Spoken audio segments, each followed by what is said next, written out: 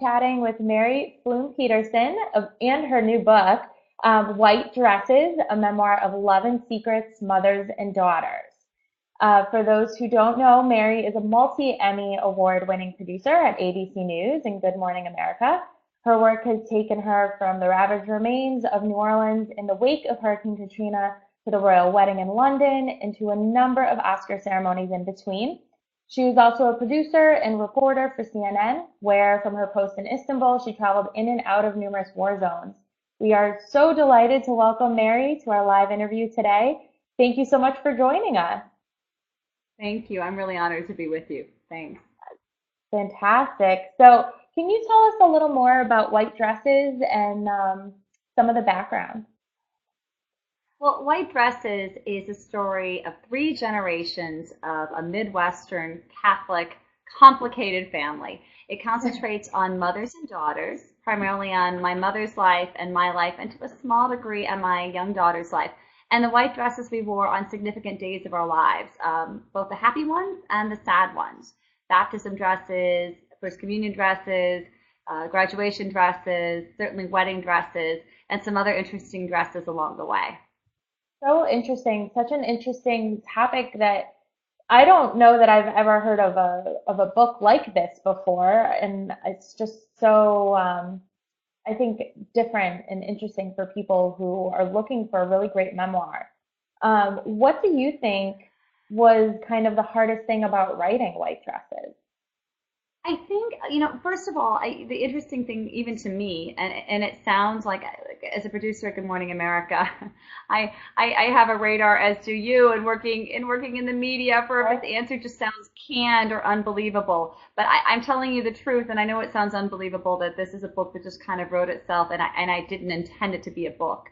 I had taken a writing class actually to polish off a novel that was like a chick lit novel in a writing class at my kids' preschool.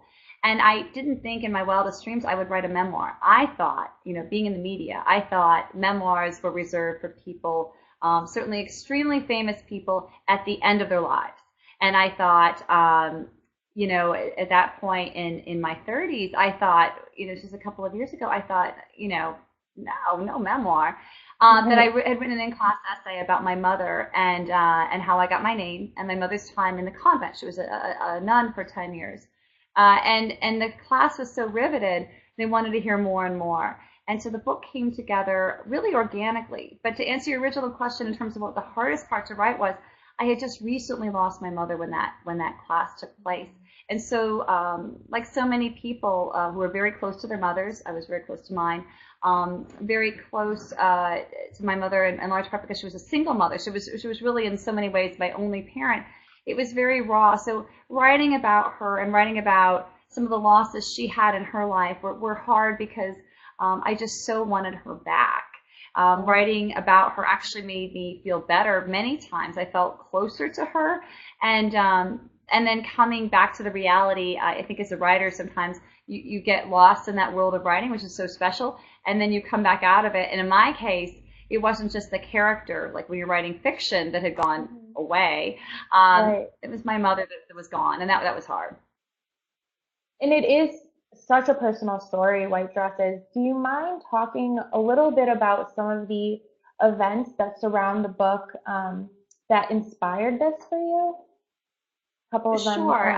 maybe in a little more detail.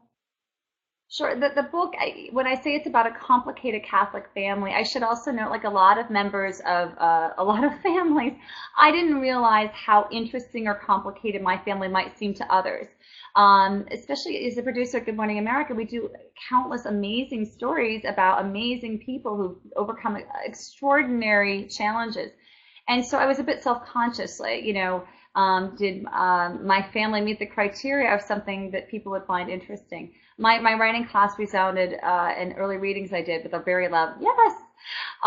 So apparently, at least according to Amazon, I fall under the category of dysfunctional family. So for a category of memoir, so that should tell everyone something. But my family is complicated. My mother grew up the oldest of 6 children during the Great Depression.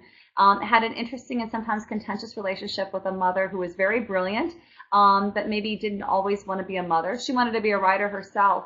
And so she had a lot of loss growing up, even though she was very brilliant. Entered the convent when she was the age of 22. And at the time, she thought she was going to something, not running away from something the way I think some people think that people are when they're entering a convent. Her case, she had a clear vision. She really wanted to save the world and do good. Right. And it wound up being a very difficult relationship. She likened it to being in an abusive relationship with an abusive boyfriend where she just kept thinking the problem was her and she wanted to make it work, and encountered a lot of emotional abuse. So the book goes into that in part. It hasn't been talked a lot about, nun abuse. But since I've written the book, some wonderful nuns that my mother had been in the convent with and others who have heard about it have indicated that yes, I mean, this was a reality. Not everywhere, to be clear, but it did happen. And then no sooner had she gotten out of the convent and started to get her life back together, and it was a hard time for her, but she got her life back together. She met my father, and my father was a victim of his own set of circumstances in his family, and wound up revealing himself about 8 years into the marriage to be gay. And that was very devastating. So my poor mother, who tried to remain a devout Catholic through all of this, had all of these strikes against her. She'd entered the convent and now left, and that was a source of great shame for her and to a degree for her family. She married, and not only had the marriage dissolved and wound up in divorce, which is, of course, is a Catholic no-no, but she'd also married a gay man, which in the 1980s in a small town in the Midwest was really, really taboo. It was a time in which a lot of people forget. It was a time in America in which a lot of people honestly believed that nobody was gay. And so there was actually a psychiatrist who wanted my mother to send my father, after one of his suicide attempts, up to a facility in Canada to cure him of being gay. But my mother said, no, absolutely not. But it was a tough time. She remained close to my father. They divorced at his urging. And when he left, chronic depression set in, and that's where the last part of my story really kind of unfolds. And it was as my star began to rise. She was an amazing mother, very giving, and I did very well in school, as did my brother, and we went off and to our respective careers. But the hoarding that had started when I was a child, the compulsive hoarding, and there wasn't a word for it when I was a child, really took off. And it evolved into a really unfortunate situation in which, like in many households, the child feels like she's becoming the mother. And what do you do? Especially in a time in which even now there aren't a lot of answers for families of hoarders. And, you think you're doing it right if you've made it in a career field and you've got some income and you think you should have the resources to save somebody, but it's very hard. Some people have likened compulsive hoarding existence to alcoholism, and that even if the family member recognizes at times that there's a problem and they want to change it, it takes an awful lot to overcome. Wow. Very, it's almost unbelievable that all of this has happened to one person in one lifetime. Certainly deserving of putting her story out there and very interesting. What about the process for you writing this? You mentioned that it all started in that class. But did you find that certain things maybe helped or hindered the writing process for you as you went along? I think it's an interesting question. I should note any working moms out there or who are writing on the side will relate to this. Anybody working, frankly, or working with children will relate. I mean, there wasn't a lot of time that I could devote to writing. And I used to think, I always dreamed of writing a book when I was a child. I did, well at writing in school and whatnot, and loved my writing courses in college. I envisioned sitting on a beach or in some, quiet study and writing all day long. The reality was with this book, by the time I wrote this book, I had 4 small children. The baby had just been born. I wrote a big chunk of the book while I was nursing her, and the challenge was to hold her in a position where her little head wasn't hitting the table or the desk as I wrote. Any mom will relate to that. It was either that, because there's no window when you have 4 small children when they're all going to be quiet and say, okay, mom, write this book. Sure, we'll give you a couple of hours of uninterrupted whatever. I mean, even in the middle of the night when you have small children, I mean, that's a crapshoot. They're Mhm. waking up, or you're just so dead dog tired. There's no way. So the process, it was a difficult time when I was actually writing, in terms of finding the time. Um, but what I found was the easiest was actually to use my cell phone at times, many times actually, between shoots or in the middle of the night. Are you still able to see me, by the way? I am. Yes, Okay, great, great, great, great. I've got a computer issue on my end. As long as you can see and hear me, then that's all I that counts. can. But it was the process. I think the bigger thing for me, more so than finding the words to say, which could also be a big problem. I didn't have a trouble finding, how to pick up the flow or even how to structure it. I decided pretty quickly that my life story with my mother was really told through the white dresses that we both loved. She taught me to love and that we loved. And so I pretty quickly decided in the writing class, it was my idea. I suggested it to the class, and the class really responded of like telling a story through dresses. That's wonderful. Yeah. So that was pretty organic. But finding the time to write, that was something that was hard. And what I ultimately found, and what I have recommended to so many fellow moms or any writers looking for that right time, I find that writing a book in the 21st century for most of us is a lot like parenthood. If you wait until the timing is absolutely right, it's just not going to happen. You've just got to That's somehow true. muddle through. So you just find the time where you can on scraps of paper, or in my case, definitely handheld devices. As much as they're a bit of a problem, I think for those of us parents who, Right. getting inundated with emails 24/7, I think it can be such a blessing. You can pick up that device and suddenly email yourself. In my case, I wrote most of it to my Hotmail account of just when I Hmm. had a thought. So that's kind of how it flowed. Very interesting. Did you learn anything for yourself personally from the process as you went? Like, did you ever have maybe like an aha moment about your mom or as you wrote? Did anything like that ever come to you? Well, I think the big thing in writing the book, and I've told others about this, is getting to know your parent as a person. As a person that has little to nothing to do with you is really Right. amazing. It's really wonderful in so many ways. It's sometimes uncomfortable. Hmm. Um, but my aha moments came fast and furiously when I really took a look at my mother as a person, and I knew she was a person. But I think as a child, no matter how old you are, no matter how smart you are, whether the parent is alive or dead, you hold that parent in such high Right. esteem. They're on a bit of a pedestal, Absolutely. and so to take a step back and look at them, flaws and all, and strengths and all, looking at them from the perspective of someone that had hopes and dreams and fears. I think as a child, even really understanding that your parents had bad days was a big step. I mean, for the longest time, I remember as a child, and I see it through my own children's eyes, that we parents, for better or for worse, are a bit infallible. So I think it was really interesting to look at her from the perspective of someone that had hopes and dreams, and it was hard for me to write as a daughter who really loved my mother and really considered my mother something of a best friend. To Right. see that she had these very difficult struggles that I wish I could have gone back in time and put my arms around her the way she would later put her arms around me and say it's okay. Especially during the times. She'd been really full of life in high school, like a lot of teenagers. She'd actually met the president. It was President Truman at the time. She was in the Rose Garden with him at a private meeting at a time in which not so many teenagers as today are invited to the White House. She had a very promising future. And then to see, literally, as I went back through photos, the life just totally fade from her Right.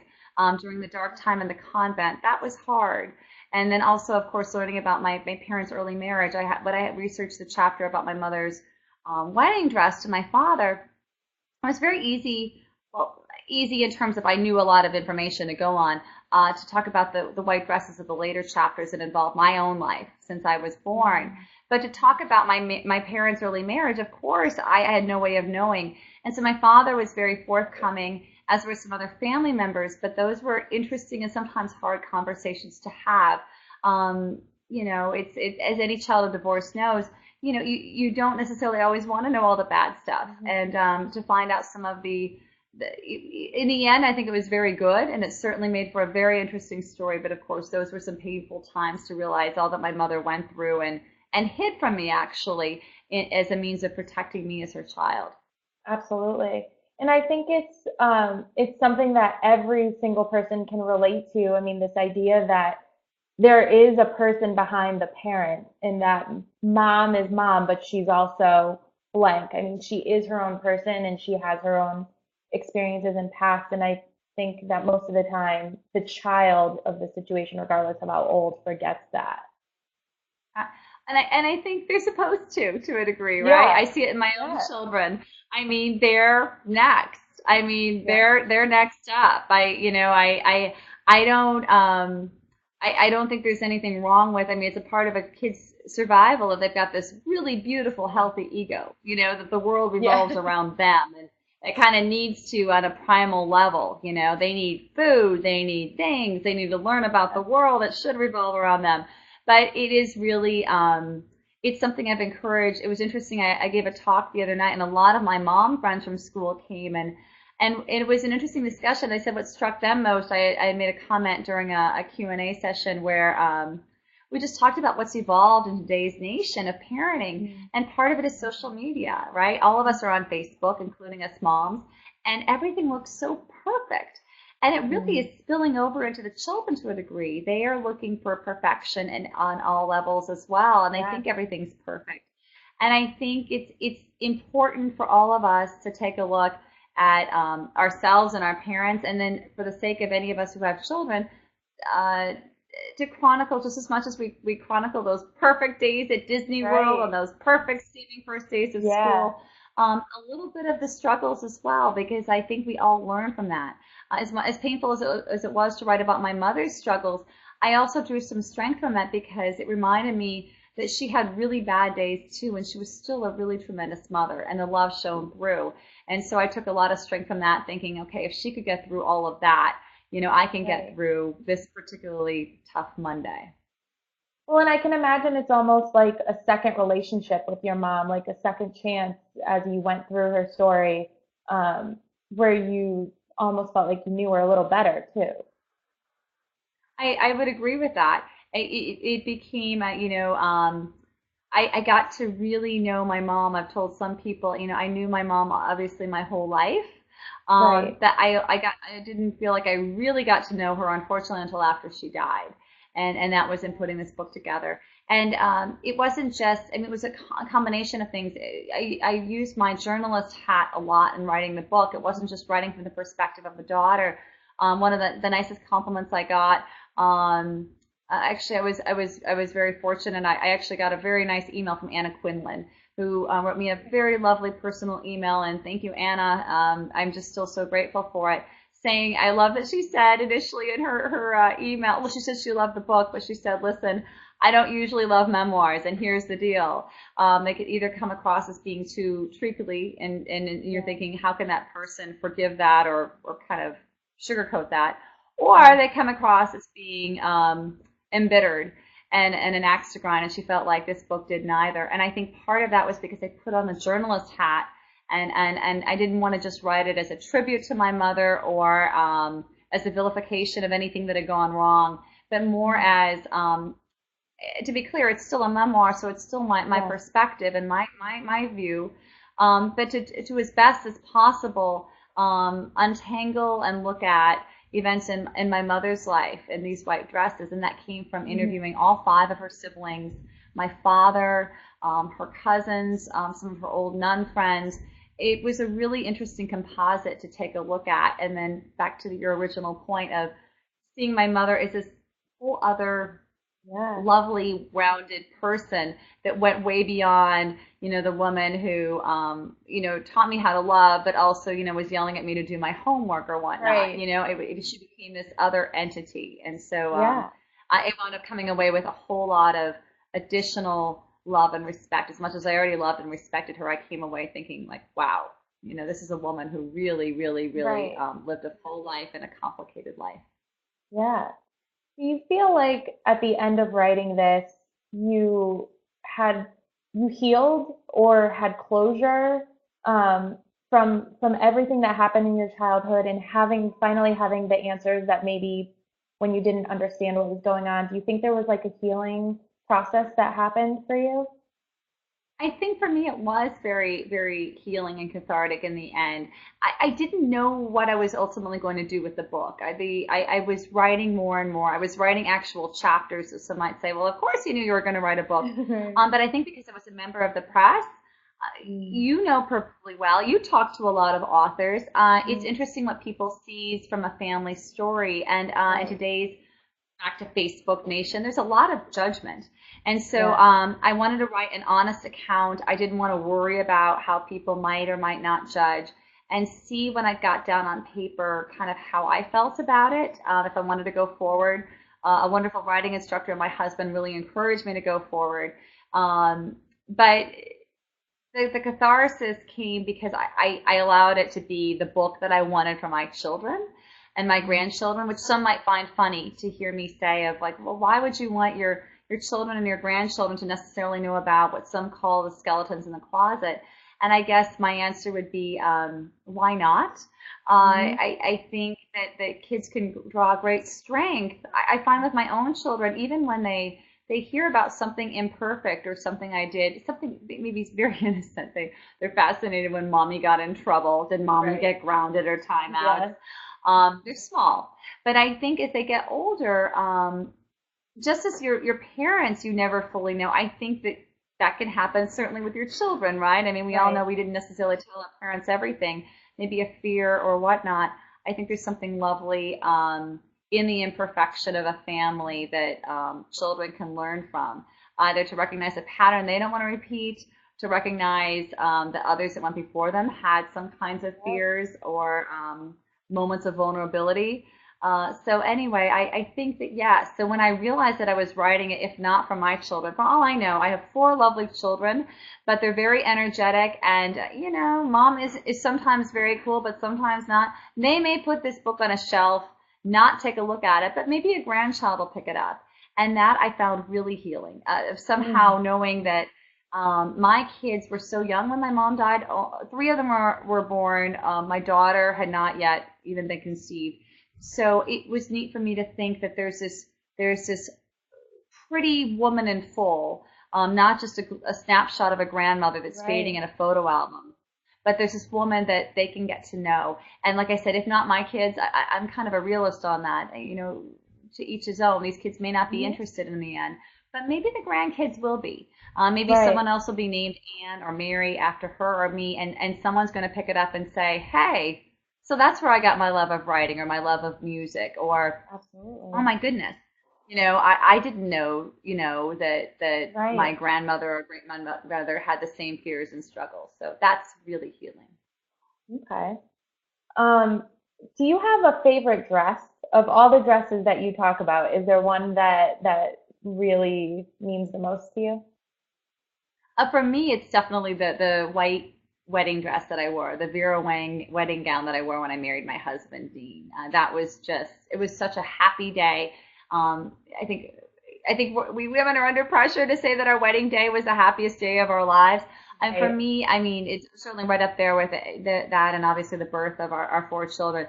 But it was Right. really, I got lucky. I really married a guy that was my Prince Charming. And so I was really, really, really fortunate. And so everything about it I love. But I should also note the dress that I wore. Any of you who are Kennedy fans, it was very reminiscent of, like, say, Carolyn Bessette Kennedy when she married John F. Kennedy Jr.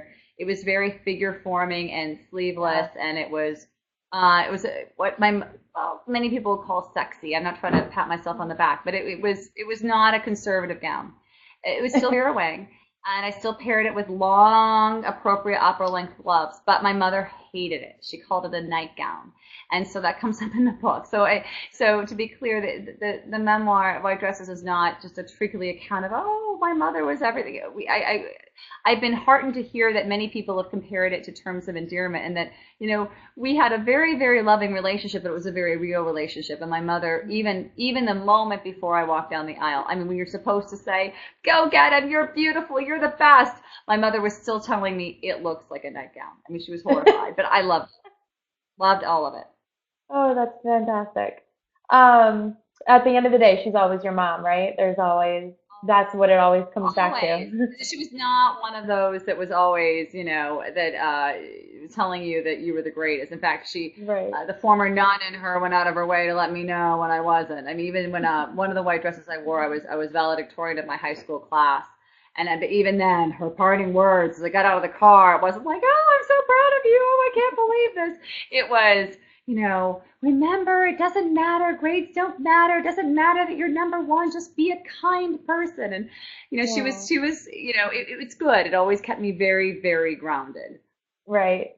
Do you have any anecdotes in the book from your time as producer and working with TV? Was any of that included in the book?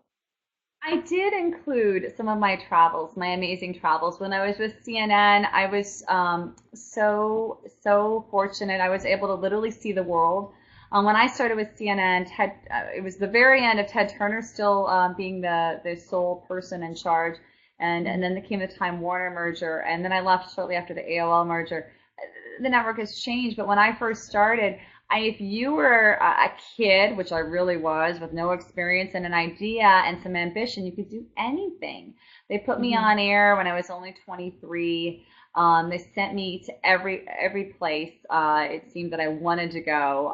I reported on all kinds of things from movie sets and sets of Beverly Hills 90210, and when I was, the show was still hot. And then they sent me over to Turkey, which was amazing. So I lived in Turkey for two and a Wow. half years, and I covered the Vienna Ball, the Opera Ball. I went to Malta and had an amazing time. And it's a fairy tale land for anyone who has not been to Malta. Please go. It's like nothing you've ever seen. Castles and temples and just amazing Wow. blue sea. And then I was fortunate as well. I mean, it sounds strange to say fortunate, but even to travel through some very dangerous regions in the Middle East, and of course war zones and Afghanistan. Yeah. To really get to see and appreciate the world, I think you don't really become appreciative of our country or what it is to be an American until you spend some time abroad. So I was the fact that I got paid to do that on top of it, and the book goes into some romances, a lot of adventure, a lot of romance. It was an amazing time. And then coming back to New York, I talk as Mhm. well about my time at Good Morning America a little bit. I'm a royal producer at the show, so I was covering the royal wedding. That was a big deal for my mother as well. We grew up huge Diana fans. When I got to see William get ready to get married, she was just so excited. She died right after the engagement, but I had just come back from the engagement. But she was so excited for the wedding. My mother could not, on the surface of things, seem to have less in common with Princess Diana. But Right. because they had both been divorced and they were both um, mired in scandal, my mother on a very small town level of having married a gay man and being a former nun and remaining in that small town, and Diana on a global scale of being the Right. first princess that was going to be Queen of England to be divorced, my mother had such an affinity for Diana, was so upset when she died. And so she was so excited that I was going to cover the wedding of William, and hopefully getting his Oh, happily ever after moment, and hopefully having a happily ever after moment for Diana. So a lot of adventures along the right. way. It's been TV news is as exciting, if not more, than I would guess most people think it is. It's just a really amazing Absolutely. field to be a part of. Wow. Such stories, amazing, inspiring stories, and we are slowly losing time here. So, I guess, do you have any other work that you're that you have a project happening, or any work that you're writing, anything I'm that working we on a can couple look more forward to? books. I am working on a couple more books. Hopefully, I'll be able to share those with you all soon. I'm working with my wonderful agency at the Wiley Agency, and working on a couple of things right now. And I hope to have things hopefully out in another a short period of time. But I'm loving it. And of course, I'm continuing to work at Good Morning America, doing anything and everything. The fascinating thing about morning TV is no 2 days are exactly alike. Doing everything from hard news coverage. We're all gearing up for the next presidential election. Hmm. I do a lot. I do fashion. I cover the Met Ball, which is always so much fun to Oh, see what gorgeous. everybody is wearing. I was covering Princess Charlotte's birth over in London for the whole month of April and getting ready for that. Right now, we're just getting ready a lot of really fun and exciting feature stories for the fall. It's been a really exciting time balancing that and the writing and the Yeah. white dresses launch and 4 kids going back to school. It's been an amazing time. Oh, I don't know how you do it all. Bless your heart.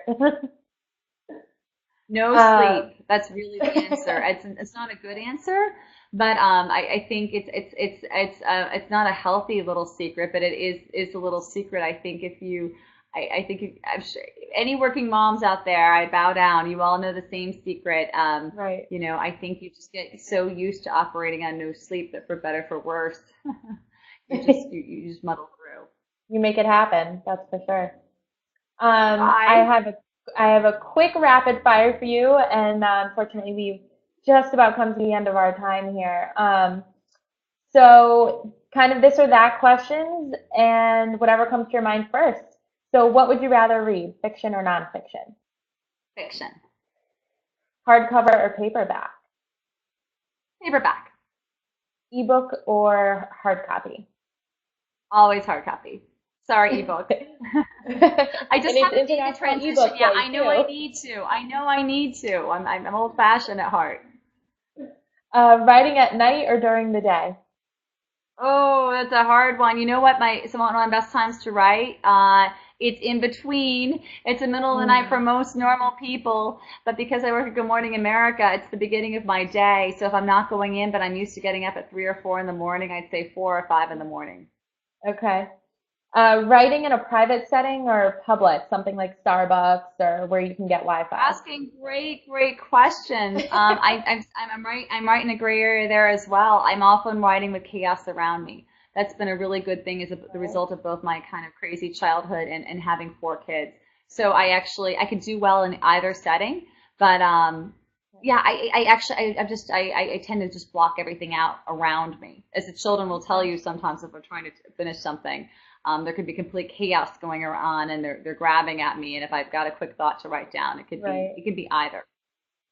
All right. And for our last one, you have your foot in both. So which do you prefer, TV or books? Oh, you're very good today. Oh gosh, it depends on the day, right? I think it depends I on the think day. so. I love Agree with you. both, which is why I'm still doing both. It has nothing to do with finances right now so much as I just really love both. I love the immediacy of TV. Yeah. I love the engagement of TV. I love that when I put something on TV, it could potentially really move. I love the pieces that people have written and said that I've somehow, because maybe a medical story saved their lives and I've reached 6 million people, Hmm. like bam. Oh, But I love the longevity of books and I love the right. magic of books and I love and back to your ebook versus hard copy. I just love the feel and the smell of books. Yes. So it's a toss Yes. up. Absolutely. Um, Fantastic. Those are such great answers. Mary, thank you so much for being with us today. We have come to the end of our live chat. Um, Everyone go out and grab white dresses and an absolutely beautiful memoir. And we hope to see you guys again soon. Thank you so much. Thank you. Have a really great weekend. Thank you. You too. Thanks.